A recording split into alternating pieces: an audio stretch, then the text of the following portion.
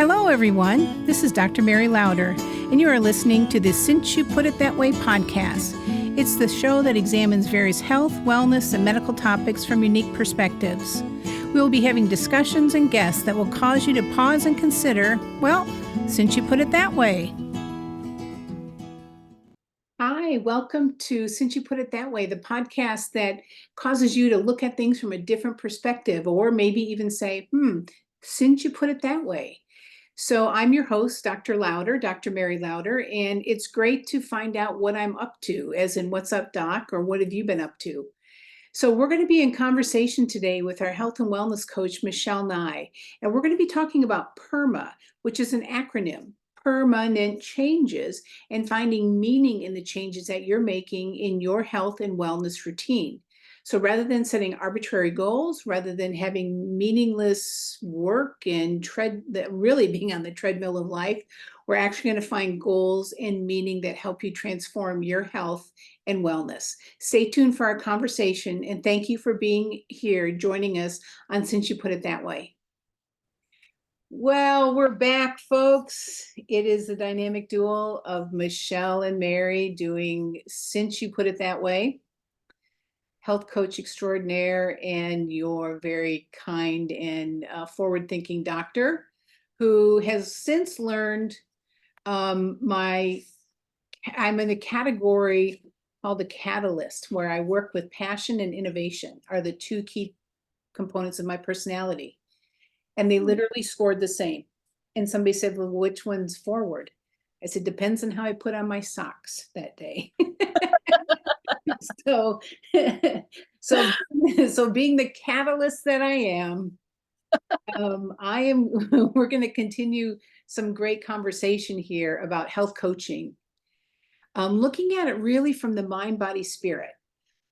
So why do I want that connection? Because we're connected that way on the inside. And I dare anyone to find out that we aren't. And as soon as you think you aren't, you're going to find out how miserable you are until you're reconnected back together, mind, body, spirit. And I think that is a profoundly simple but true statement.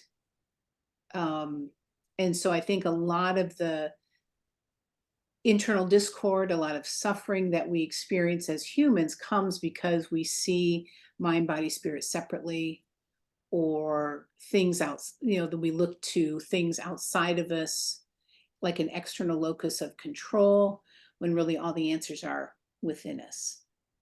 And the more we're connected, mind, body, spirit, the better we have literally what's called a felt sense, something that we can feel on the inside that determines our next steps, our internal guidance, our way forward, our understanding that we're connected to ourselves. And because then we are hardwired for love, belonging, and connection, that connection to ourselves first allows us to connect to others. And belonging is something that as humans, we all experience. I think the thing that's really important is to share that those are not my words. Those words really come from a lot of the teaching, education, and research of Brene Brown, who I'm a student of. And it's something that's helped me navigate my world better and really come to grips and understanding more of who I am on the inside. And understanding then, as a physician, why the role of a health coach on different levels is so important to my practice and the practice that physicians should have.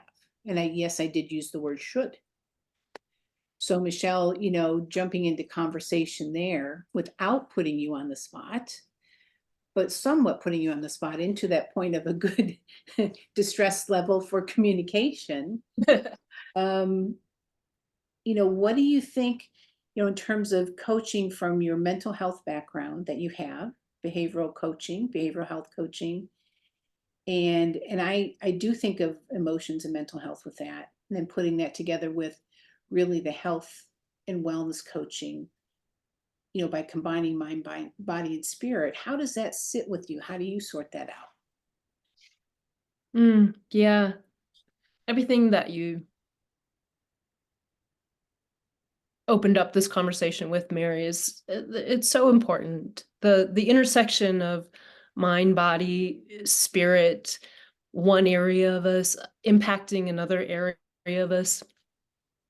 It's so common sense and yet so revolutionary at the same time for many people, because they have been used to compartmentalizing, and even our buildings of health are set up in a way that we only approach like this part of me in this building, we approach this part of me in another building, and we don't even discuss emotions in most of it. And that's been an area that's been off limits for people in the vast majority of their lives. So creating a safe space for people to begin to explore that. You know, Brene Brown and her work in Atlas of the Heart, where she talks about understanding that most people only have a language of three emotions: happy, sad, angry, is where I think a lot of people start in this journey of opening up the integration of mind, body, spirit. So the way that I approach that with health coaching, and the way I think a lot of coaches do, is through the lens that Martin Seligman created with what's called PERMA. Hmm. And PERMA is this idea that there are five roads, or five aspects, I should say, to flourishing. And flourishing is the word I really love to connect to coaching, because it's moving beyond this realm of survival Mhm. into thriving. Yes. And PERMA stands for positive emotions, engagement, relationships, meaning, and accomplishment. So bringing in the idea of emotions into coaching and mental health in general, if someone can create an environment in their lives where they can increase their experience of positive emotions, Hmm. looking at things that happened in their past or things that are happening now or the way they're looking at the future, if they can start to see things through more of a positive lens, that's going to increase the level of positivity they have in their lives in general. And this is one way that they can, um, I love to use what I call the compost theory, Hmm. that any of the experiences you've had in your life, it's all compost Hmm. for creating what you want to create now and in the future. Hmm. So how are you viewing those experiences? Many people come from this place of perfectionism, or mistakes or failure. I failed at that, rather than with the growth mindset of that's a sunk cost. That's something that I experienced that moved me further along my journey. And I did learn from it. Let's reframe the idea of mistakes into learning. It's just a much more constructive, proactive way to view things that may have happened in our past. So, So let me ask you a question there. mhm, So in seeing that though, could a person get stuck because if the past triggers them? yes, So being thought of or being told, hey, you're never going to amount to something, anything. Um, hey, you're always an idiot. That's always going to go bad. So they got this internal dialogue. mhm, And then they're to try and reframe that, I would submit that that's where that traumatic event occurs, creating trauma in the body. And then if we use a protocol such as self-compassion and connection to reconnect them. yes, And literally the nervous system gets rewired with that in a mm, profound way, I should say. yes, Then the reframing could maybe stick better, right? yes, yes, because when the nervous system is at a place where it's calm, it's going to affect the brain's ability to take in information in a different way. If the prefrontal cortex is in a relaxed, open state, Yes. that can start to be the rewiring process Yeah. that someone needs to move forward. The body and mind crave familiarity. Mm. So the way someone has always done something, the way they've always responded, the way they've always reacted, those are learned, and those are held in the brain until they become rewired. So yes, your technique of reconnecting someone to themselves, that has to be foundational Mhm. in allowing somebody to create the capacity for change. Yeah, Yeah. that's good. Okay, so that's the P, Mhm. PERMA. Reminds me of permafrost here, or permanence if you put those in your hair anymore, right? Okay, so that's the P, positive emotions. The E is, The E is engagement. okay, And engagement can be looked at as how fully involved, absorbed we are in what we're doing, in the moment, in a flow. Flow has become a bit of a pop word in the last couple of years, yeah, but it's a beautiful way to move through your life. Most of us aren't living in the moment. We're right. not engaged in the moment we're actually in. We're either in the past or we're thinking about the future. Mhm. And in the age of social media and phones, this has become even more challenging to just be in the moment. Yes. For all of us, it's a Yeah. it's a it's a struggle. So creating routines or practices that really help to enhance your ability to engage with right where you are in this moment Yeah. can really help somebody in their mental health. Okay. All right. So then the R of PERMA. The R is relationships, the big R. Okay. Relationships, social connection, of course, it's essential for humans. We as you started the podcast talking about, connection. We're wired for connection. We're wired to love. We're being and being lonely, being an outcast, being ostracized from our tribe. It's a very primal fear. And yet none of us really ever took my dream uh, elementary school or junior high education curriculum would actually just be all about learning about emotions, learning about how to have a healthy relationship with yourself, and how to have healthy relationships with others. Mhm. It's a skill. Learning to be in relationship is really a skill. We learn who we are through relationship. And many of us simply model what was shown to us with our own Mhm. family upbringing. And that's not always the most uh, positive environment. Mhm. So communication skills are a big part of that, where many people struggle. So learning skills around that, learning how to emotionally coach yourself through tough moments with other people, learning about how your own tendencies or habits may be contributing to discord Mhm. in relationships. All of these are areas that can be effectively helped in coaching. Yeah. It's interesting because you talk about the distress level. And one of the things that I see in our culture is pushing towards an inordinate amount of safety. Mm. And there is a stress curve or distress curve, and you've got to find the sweet spot. So you Yeah. have that landing place of learning. So you have enough confusion, you have enough curiosity and questioning and stress on your brain, as it were, to learn something. Without that, you're kind of bored. Too much of that, you're overwhelmed.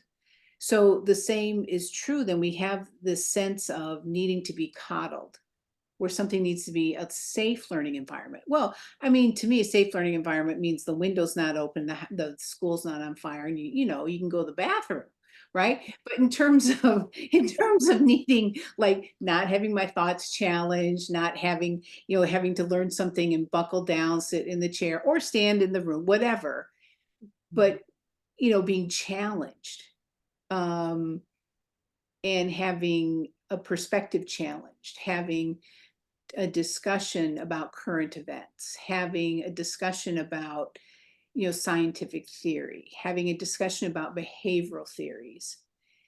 And I think if we remain comfortable, we aren't going to learn.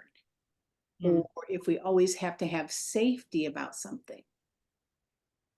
Yeah, yeah, there's really no resiliency that is ever formed unless you create challenge in your life. Mm, And it's, yes, I do believe that we're in a bit of a comfort crisis.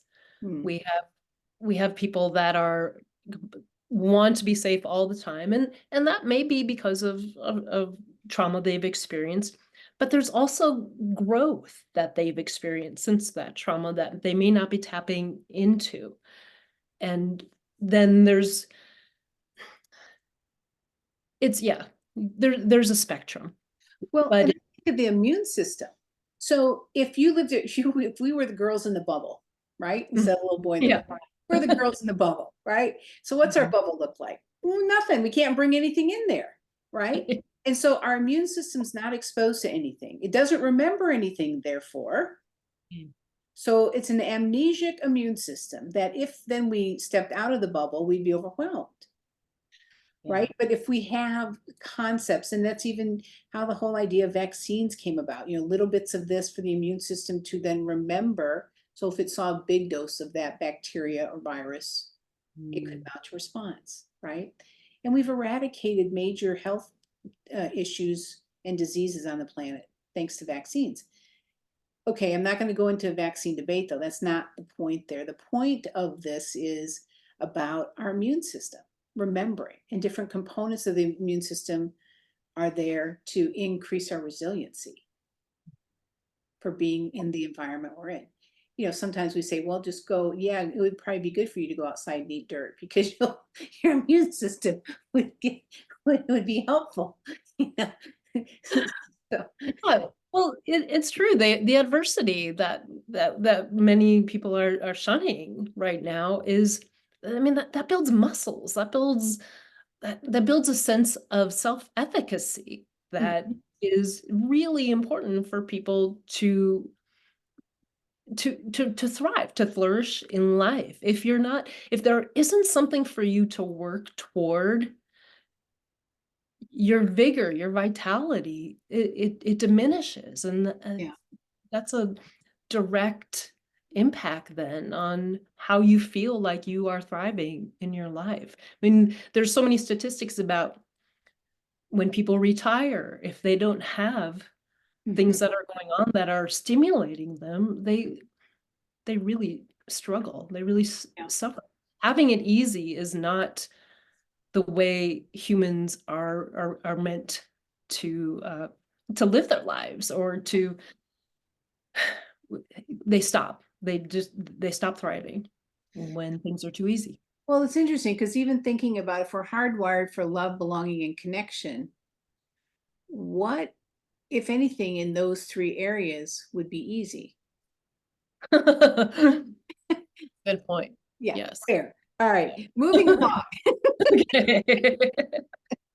So, all right, so that was relationships. Then the next one, what It's comes the M. after M is what? M. M is meaning. Okay. Yeah. What do you It's mean by meaning? Ha ha ha. meaning is it's our sense of purpose. It's our why. It's also this feeling of something that's greater than us. And this is where the spirituality can come in.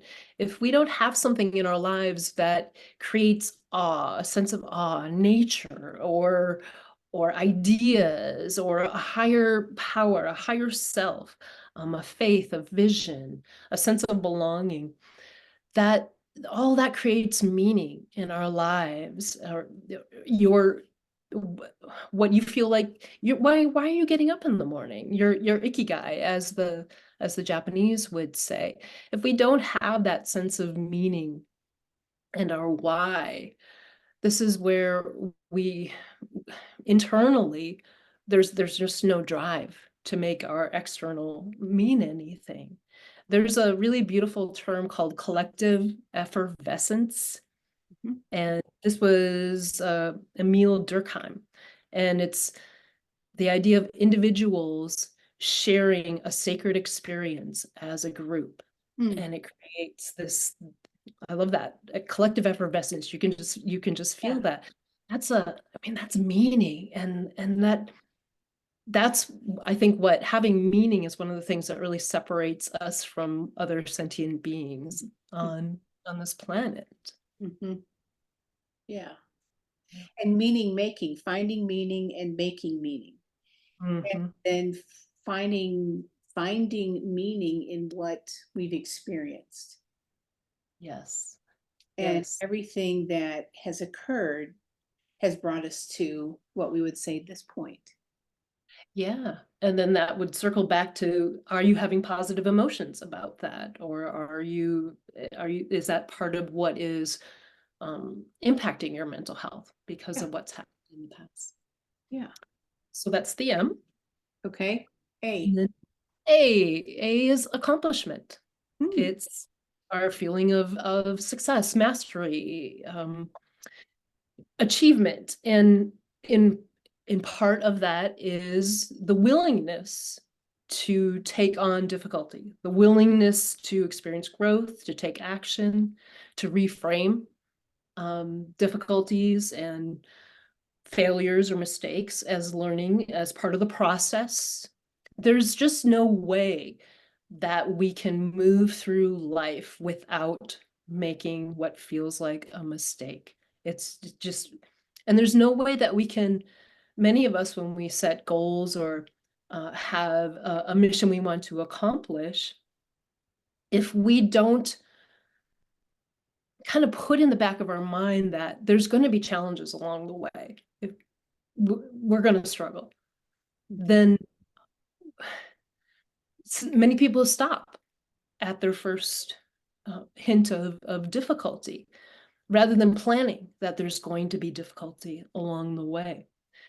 What I find too, with when I ask people about accomplishing, they often have this idea that accomplishment has to be huge. Like, I'm not accomplishing unless I'm writing the great American novel, or unless I'm inventing something new, or if I'm a top Instagram kind of person. That's, accomplishing is a spectrum. And for some people, just getting through the day is an accomplishment. So this really has to be something very personal to you, something that is meaningful to Mhm. you, and something that when you think about it, it's like, yes, I did do that. This is another area where perfectionism has to be taken away. Mhm. Yeah. And that could be an area to insert gratitude. Oh, yes, beautiful. So Yeah. if you were to write maybe three, I always do odd numbers, you know, 3 or 5 things that a person could be grateful for. Yeah. Yeah. Um, because I find myself sometimes just so wrapped up in everything I'm doing. Yes, it's meaningful. Yes, it's in the moment. Yes, it's in relationship. Yes, yes, yes. But then I forget that anything gets done because I look back and go, what was that? And so having to stepping back and taking a few minutes to write gratitude, um, and different parts. It could be for maybe some new patients that came to the clinic. It could Mm. be for getting an understanding on a different way to treat something. It could be having more insight for a person regarding their particular wellness plan that we've put together, or a diagnostic that we came up with, and a diagnosis that really helped them, or seeing them accomplish something. So bringing the PERMA into coaching, and I understand with health coaching, it's about, how are you yeah, how are you following or executing the plan that's been put together? How are you, maybe doing the food choices? How are you maybe doing your exercise? How are you doing your stretches? Or, we make things so linear, but thinking about this differently and connecting the mind, body, spirit would take coaching kind of in a different direction then, wouldn't it? Because it would help them for meaning making connection in relationship to themselves. Yes. Yes. Many people know what they should be doing. Mm-hmm. It's how is what they should be doing relevant to them? How is it something that's going to be important to them? How is it something, what impact would what they should be doing have on this person that they maybe would like to be? It's it's helping people take this kind of nebulous idea of a plan and breaking it down into digestible chunks. Mm-hmm. What are action steps you can take toward this that will provide the meaning, that will amplify your sense of accomplishment, that will help you have positive emotions, that will allow you to stay engaged? Mm-hmm. All of the areas that will positively affect your relationships. Mm-hmm. Usually when we take a little step towards improvement in our lives, something that's going to make us healthier in mind, body, or spirit, it's going to impact every single aspect of our life. So let's talk about that, how it would impact that. And usually when you do that, it creates more of a sense of inertia and of, okay, this feels more doable, and this also feels like it's more about me and not what is uh, not what is So when you put say upon. inertia, yeah, yes, Yeah. so it's not put upon you, but when you say inertia, there's two aspects. An object that is not in motion tends to stay not in motion. And the object that is in motion tends to stay in motion until another force is placed upon it. Right. That is true. And the object that's not in motion tends to stay not in motion unless you get a nudge, right? Mhm. Tell me where I'm wrong there. Well, you're very right in all of that. But but the inertia needs to be come from inside. The Okay. momentum and the inertia. I can tell people things, you can tell people things, but unless they're intrinsically motivated from inside, Yeah. unless and that's where we can talk about a why. Why would you want to Ah. make changes? What is the meaning in this for you? And that Um, may come externally if it's a lab value.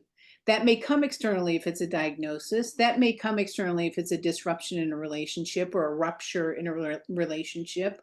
Or that may come if there's an injury to the body, or, a loss that we feel emotionally, right? Those things that become what we would call wake up calls. Yeah. yes, and that's usually just the first level of the why. Ah, Because when you drill down the whys more and more and more, and that's a great practice for us to do with ourselves. When you say, I want to do this, why do you want to do that? ah, Like, and then let's say someone says, oh, I want to lose weight. Okay, why do you want to lose weight? Well, because I'll be healthier. Why do you want to be healthier? Well, because if I don't, my life may be shorter. Well, why is that important to you to have a longer life? Well, if I don't have a longer life, I won't be around for my family. So your why is more wrapped up in showing up for your family rather than, yeah. So that's a practice that can really hone in on something that there's the intrinsic motivation. Yeah. That's neat. So that's the PERMA part of it, using and applying that to making a coaching wellness plan, or understanding motivation for change, or, why would I even want to use coaching, or why would coaching support me? Um, Mhm. and I think even just getting past, I honestly am not a fan of the biohack. Well, we're hacking our genes, we're hacking our health. Well, you're hacking all over the sidewalk. Would you please clean it up? I just don't, You. yeah, I just don't like that phrase, because I don't think we're meant to be hacked. That just feels so violent to me. Yeah. I feel we're meant to be understood, and we're meant to have self-compassion. Mhm. And it's Mhm. just so contrary to what we typically experience with ourselves. Yeah. Yeah, the self-compassion piece is key. And that's where so much of this our perfectionist culture, or Yeah. people coming from backgrounds where mistakes weren't allowed or they were punished for anything that seemed human.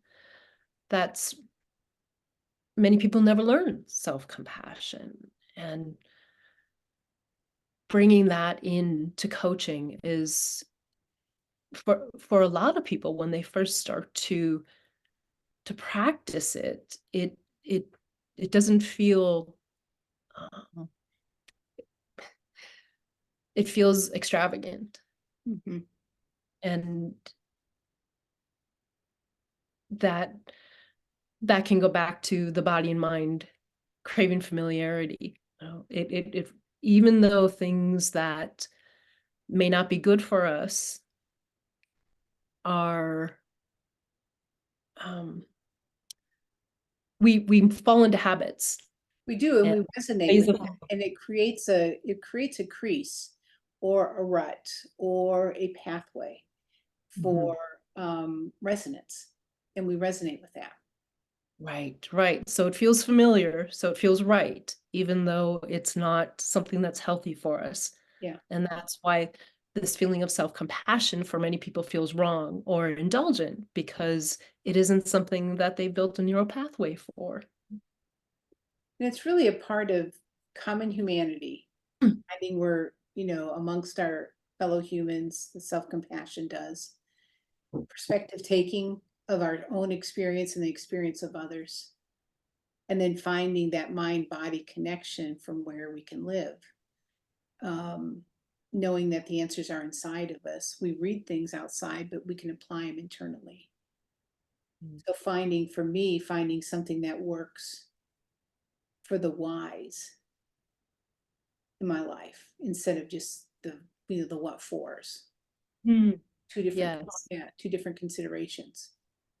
Yeah, very different. And then coaching becomes the how.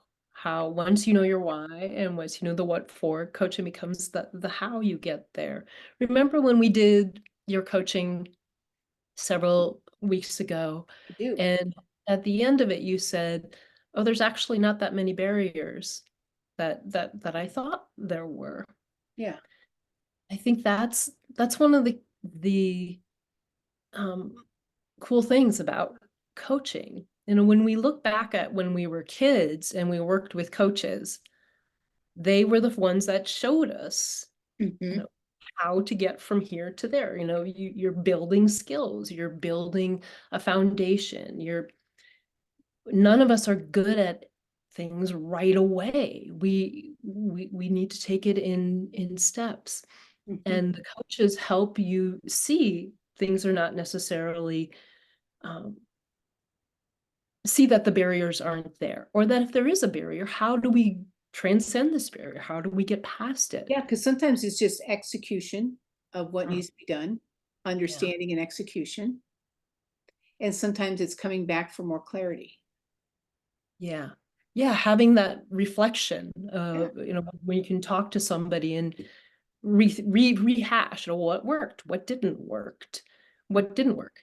It's funny that it took me a long time to actually like the word coach, because it means a lot of different things.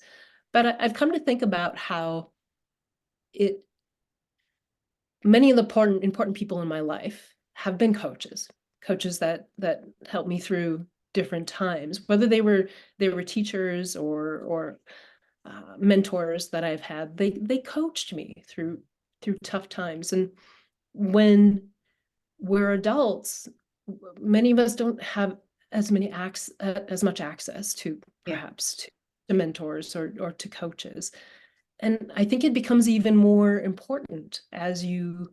It does. And I think, in ending this conversation, as we, unfortunately need to, but we're going to have to pick it up later, thinking about the statistic that the first time I ever spoke with you that you shared with me, of 100 people, 5 people need, and we're talking mental health, 5 people need a physician, maybe a psychiatrist or a good One. Oh, thank you. 1. Yeah. 5 people. No. One needs a psychiatrist. Yes. 24 would need a therapist. Yeah. The other 75 would need coaching. There you go. That's it. So thank you for clarifying my statistics.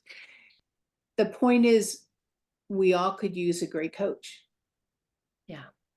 The vast majority of us, dare I say, could use a great coach. So, the resources are there. I just want to, thank you again, Michelle, for coming on, continuing our discussions. We're going to, have more coming up, different topics in mental health and physical health going forward. But thank you again for coming back into conversation to help us have a deeper understanding of what coaching is. Thank you. It's wonderful. And stay tuned, folks, for our next episode coming up. But thank you for being here during this time as we talked about the importance of mind-body connection with coaching. And, look at the website for resources. If you want to reach out to Michelle, you can do so through our website and get some coaching done for yourself or with yourself and with her. And we'll go from there. So thank you again for listening, everybody. We'll see you next time on Since You Put It That Way. Thank you for joining us on the Since You Put It That Way podcast. Today's episode was written and produced by Crowded Table Productions. Technical editing, Malin Long Lopes. Sound editing, Jonathan Fiegel. Music, The River Jordan, written and performed by May Erlewine. Please rate and review our podcast as well. We appreciate your feedback, and hey, be positive, share the love.